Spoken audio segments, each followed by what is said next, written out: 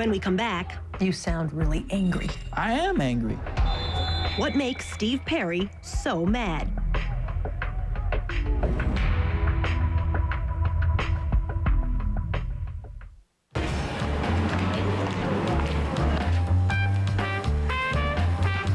This is Black America. Get him out, get him out! And this Good hit! is Black America. I'm very aware and conscious of my color in society. Bertram Lee is a freshman at Haverford College in Haverford, Pennsylvania. Tuition is $38,000 a year. The school boasts 4 Nobel laureates, and students play croquet on manicured lawns. In a student body of nearly 1,200, there are 98 blacks. Even in this idyllic setting, Lee feels the tensions of race in America. Sometimes you wear fitted hats, you don't wear it straight like a baseball cap. When they're like, don't be offended, but you know, are you a thug or a gangster or something? I'm like, what? I look like Carlton Banks. His grandfather was a prominent judge in Baltimore. His late father, a businessman, co-owned the Denver Nuggets. His mother is a top lobbyist on Capitol Hill. Lee says she instilled in him a love for his race. Black is beautiful, man. Black is beautiful. People don't say that enough. Bertram Lee is black and affluent in America. He says that means he straddles 2 worlds and 2 sets of expectations. From blacks he hears, You're rich. You a rich boy. You don't understand anything about what we go through or what the struggle is. and from whites, You're either an affirmative action case or you're here because you're playing a sport. Dr. Carlotta Miles has known Bertram Lee all his life. She's a renowned psychiatrist in Washington, D.C. Do you think most Americans have no clue that privileged, wealthy, well-connected black people exist in decent-sized numbers? We're invisible Why?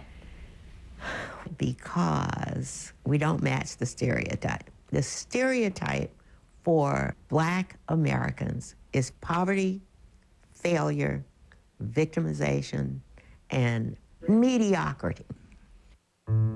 These are great. Dr. Miles, a mother of 3, emphasizes success in her home with a family hall of fame. The hall is covered with photographs dating back to the 1850s. That's my dad and his colleagues. These are all doctors. And that's Grandpa Henry.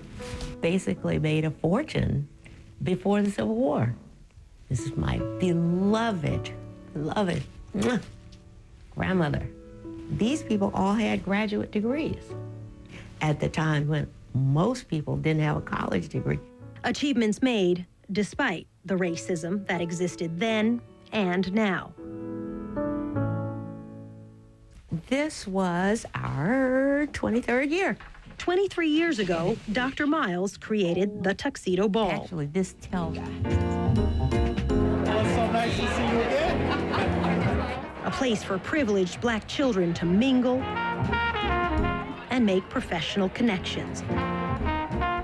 Bertram Lee believes it will help his future political career.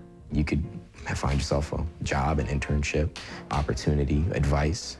You're talking to people who generally are amazing at what they do. They're successful. It's so hard to find that, especially like being out in the world. You have to be black and you have to be wealthy. You don't have to be wealthy. You just have to be a part of the group.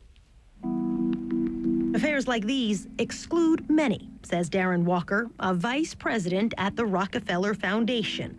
He spent his career studying race. Many people in the African American community react angrily because one part of our community seems quite comfortable adopting the exclusive practices of the majority community that for many years kept us out.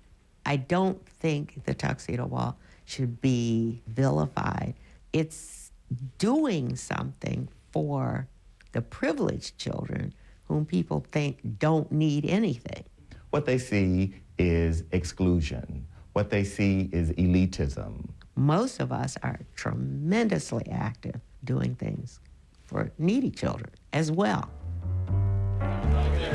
That afternoon before the gala, There are several black cultures. a day of seminars. If I don't believe in myself, how can I convince you to be my girlfriend? How could I convince you to give me a job? Get your report together. Leadership comes from... In a seminar called Pathways to Leadership, Bertram Lee spoke about his elite New England high school. We'd had many issues with diversity. One of my teachers in my class actually called me a nigger in class. He said, Ma, there was an incident. One of the teachers used the N-word in the classroom. Lee's mother, Laura Murphy, was hurt. The sense of anguish you feel when your child has that hurt sound in his voice, and I was really pleased when he told me that he was going to organize a forum at the headmaster's house.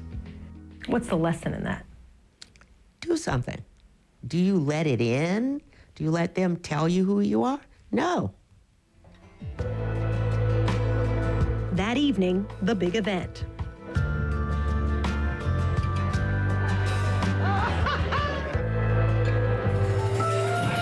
It's a magical night with historic precedents. From W.E.B. Du Bois at the 1910 Midwinter Assembly to Carlotta Buffy Gordon, now known as Dr. Miles.